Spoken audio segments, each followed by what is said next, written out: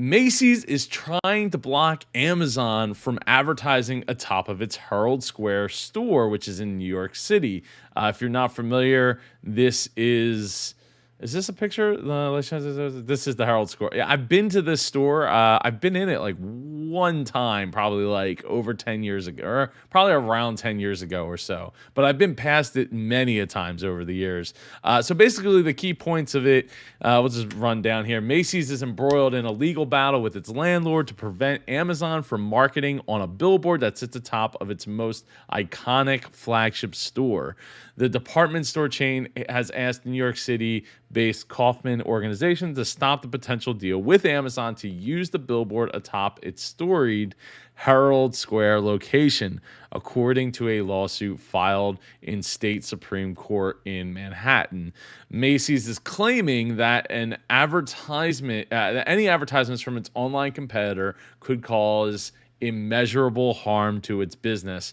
I think the next best thing to having an actual store an Amazon store in New York City, is having really well placed advertising. Right, the store for Amazon is literally everywhere. Not to say that Amazon isn't starting to put stores out there. I know they have like the personless checkout where you just literally pick stuff up off the shelf and walk out, and it charges your Amazon account with for it. But I want to say them strategically looking at where they are going to be placing their advertising is exactly why I wanted to bring this article up. Not just because it's about Amazon, it's about Macy's, having a battle kind of indirectly, but directly. I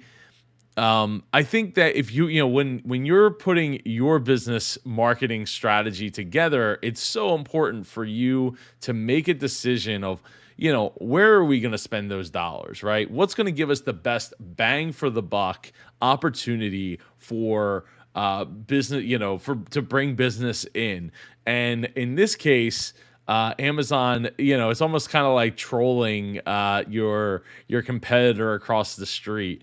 There's that classic story of like there's three bookstores all next to each other, and one says like, oh, we got the biggest disc 50% off, and then one next to it says 70% off, and they have an even bigger sign. And where do you put, like, your bookstore in the middle? What do you put there? Well, the guerrilla marketing aspect would just say entrance.